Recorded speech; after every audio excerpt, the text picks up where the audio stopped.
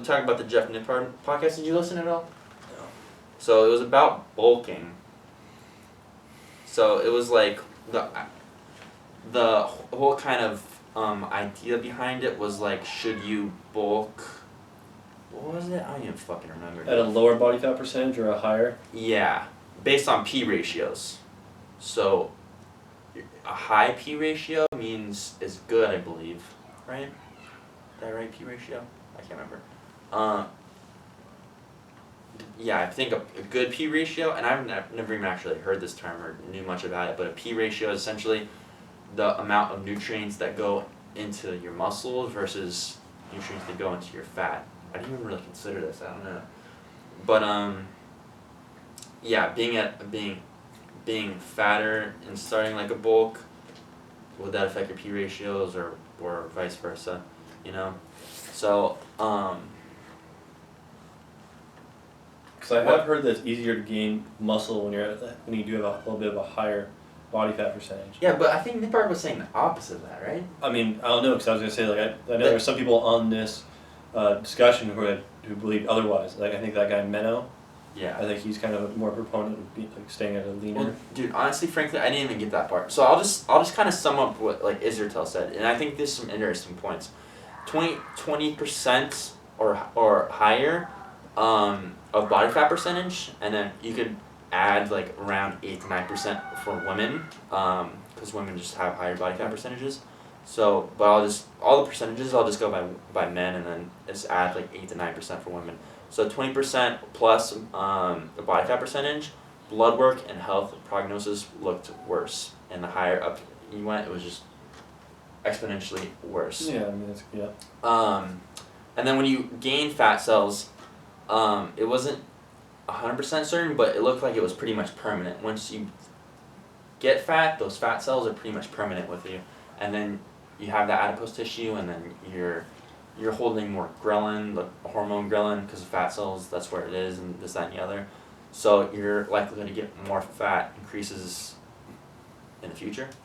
Permanently fucks up your appetite regulation, and Israel said that as analysis of obesity literature, is when you're obese, which is what, 30% or higher body fat percentage? It permanently fucks up your appetite regulation, which is essentially the ghrelin kind of thing. And then another disadvantage of being super big is loose skin that can only be removed. I think of that one kid, I don't know if you've ever seen him on Instagram or whatever, the Obese the Beast kid. I don't know. I mean, I've seen some guys who really lost a lot of weight and then they have just the skin, you know. And like, that's shitty because, you know, essentially the only way to get that loose skin removed is through surgery. When you bulk up really big and then get super lean. And then at higher body fat percentages, you have just poor work capacity. So there's that to consider, just because you're just holding on a lot more mass, and so you're probably not doing as much cardiovascular exercise, and your conditioning is worse. So that's you have to consider that too. Okay, yeah, harder because you have less energy, but also, okay, yeah. So as opposed to like cutting, as opposed to bulking, it is harder because if you're cutting, because you have less energy, but also it counteracts that because you are in better shape, which I've experienced too. When I started doing a lot more cardio and getting in better shape, your weightlifting improves significantly.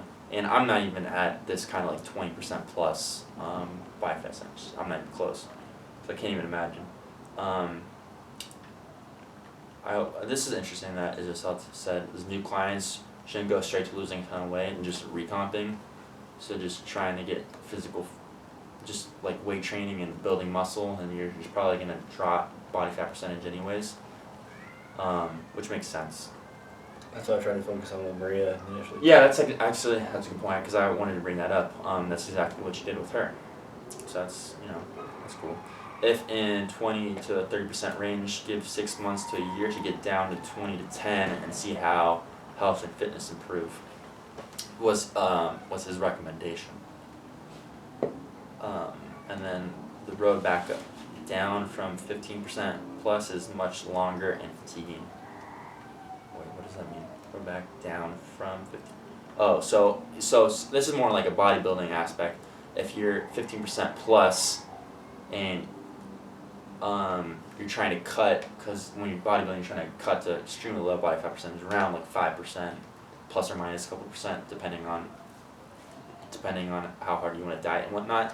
If you're higher than 15+%, it's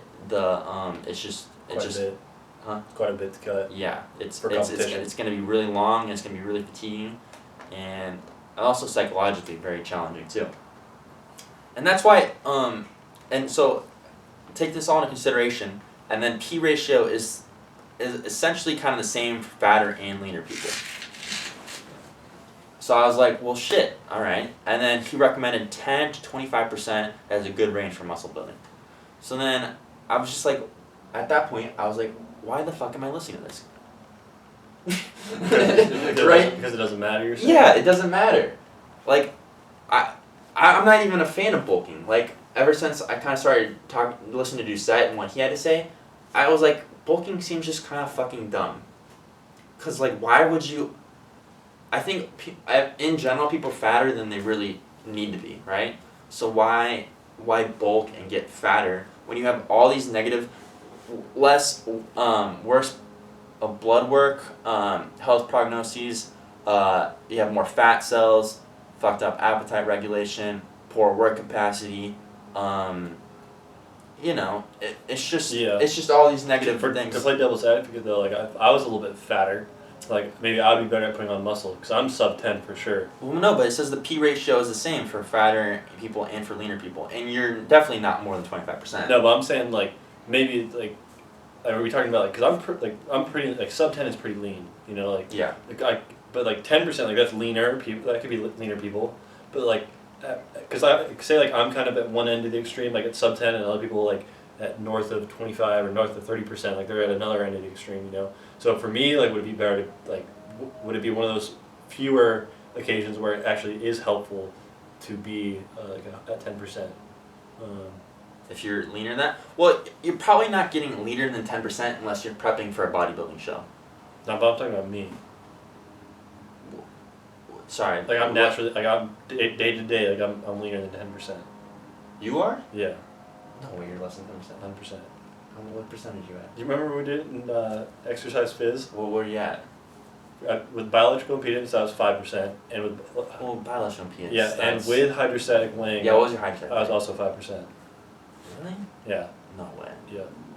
Well, you'd be fucking. What was your body fat percentage or body weight at that time? I think around then I was probably still flirting with like 155, 157. All right, let's do some math.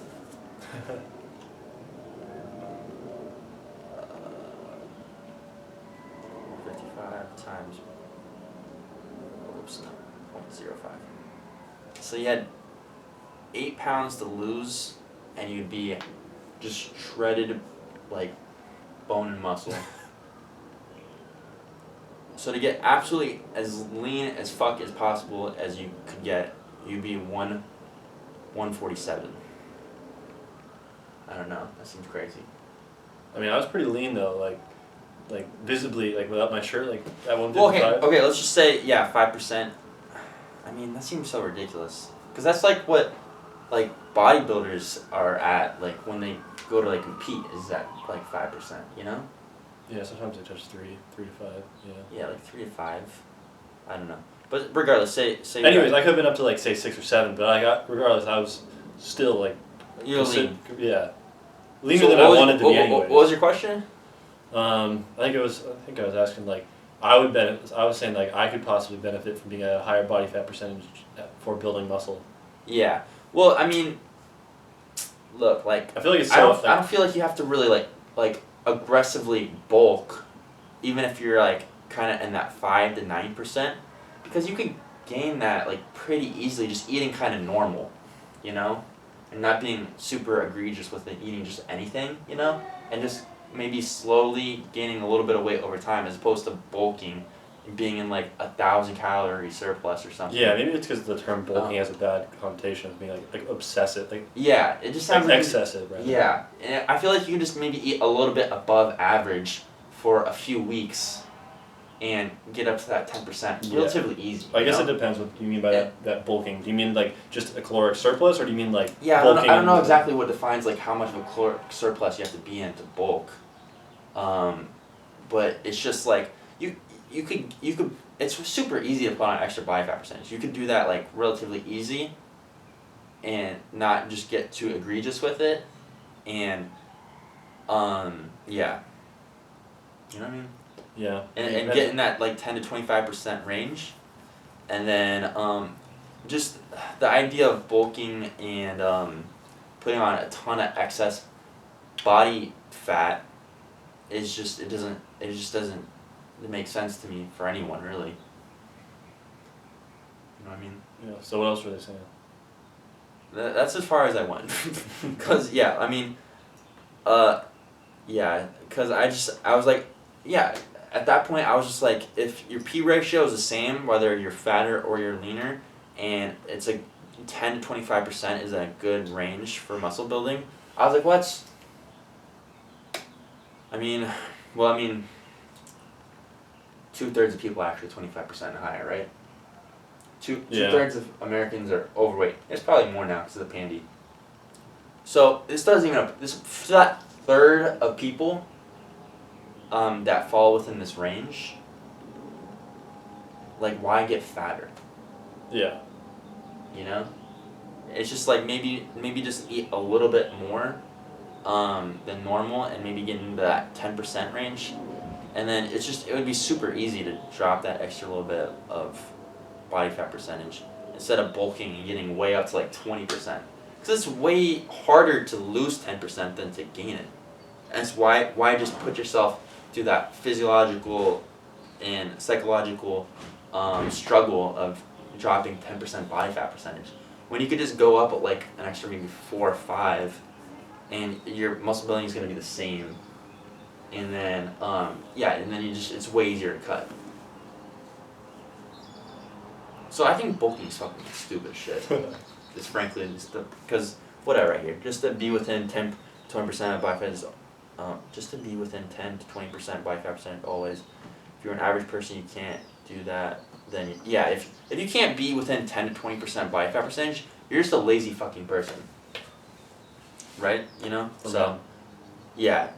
And then so powerlifters and strongmen that are higher than that really don't need to be. So even people who like for their job should like are bigger and like in that 20+%, in my opinion, don't really need to be there. And the reason I say is to stay strong, but like I feel like it's mostly a psychological thing. And you can see and you can just be way more healthier too. And it's like that work capacity thing where like you're a little bit lighter, and you're gonna have a higher work capacity, you know? And I think that's important for like strongman because it's not all just maximal 1 reps. Like there's more like loading type events, or like the wheel of death or whatever they call it, you know, where those things require more work capacity, and it'll just be healthier with all these other different markers. And I mean, there's like a ton of strongmen who have dropped weight currently, like recently, like Brian Shaw, Martin Lises, Thor, even though he's not doing strongman anymore, he's doing boxing or whatever, and Zadrunas and Mateus, all these guys that used to be fucking massive, like 330 plus, are cutting weight because they just realize like you got to be more athletic, and all the health markers I don't think are really worth it, and less you have higher systemic inflammation at 20% or higher too, because just all that extra body mass is putting so much stress on your joints and whatnot. I just don't think it's worth it. Like, you know. Anyways. Yeah. I'm just ranting. Jesus Christ. Sorry. I'm here for it. So, moral of the story is bulking's fucking dumb. Like, don't do it. Like,